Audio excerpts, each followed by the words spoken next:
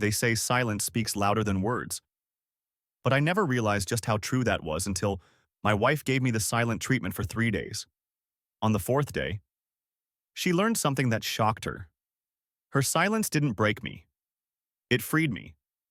It all started on a Monday evening at exactly 6:15 p.m.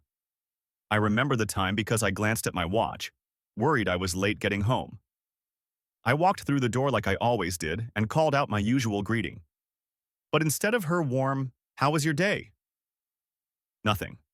Just silence. At first, I thought maybe she was tired. I found her at the kitchen table, typing furiously on her laptop.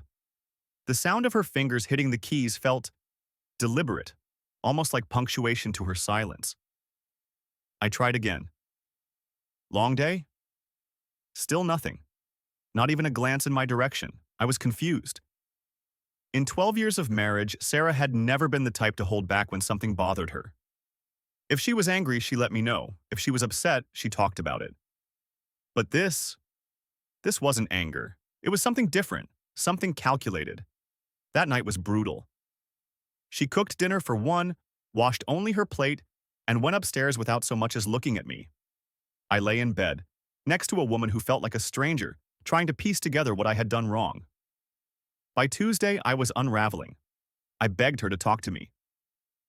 "Sarah, this has gone on long enough. Whatever's wrong, we need to talk about it." Her answer?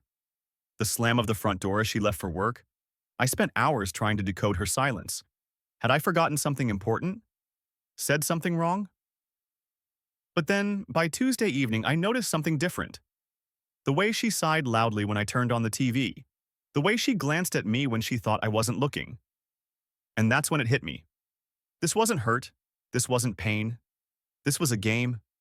She was testing me, waiting for me to break, to chase, to beg for her attention. That realization changed everything. I stopped chasing. I ordered pizza, something she hated, and enjoyed every bite. I laughed at a movie she always mocked. I went to bed in peace for the first time in months. And the more I ignored her little performances, the more desperate she became. By Wednesday, she was dressing up in outfits she knew I liked, cooking elaborate breakfasts, and hovering in the kitchen waiting for me to notice. But I didn't bite. For the first time in years, I wasn't dancing to her tune. By Thursday night, she cracked.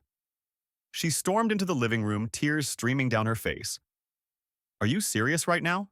You don't even care anymore?" I looked at her calmly. "Oh, so you are talking to me now?" Her face flushed. "I was making a point." "And what point was that?" I asked. "That you take me for granted. That you don't appreciate me. That you need me." I nodded slowly, letting her words hang in the air. "And how did that work out for you?" She froze. No words, no clever comeback, because she knew the truth. Her silence hadn't made me desperate. It had made me free. For years, I'd been walking on eggshells, tailoring my moods to hers, constantly seeking her approval. But those 3 days of silence had taught me something life-changing. I didn't need her acknowledgement to feel worthy. I didn't need her attention to feel whole. I didn't need her validation to be happy. Her silent treatment was supposed to be my punishment, but instead, it became my liberation. And as she sat there, realizing that her game had backfired completely, I understood something powerful. The greatest victory isn't winning against someone else. It's winning against the version of yourself that once believed you weren't enough on your own. Her silence had crowned my victory. Not over her, but over the man I used to be.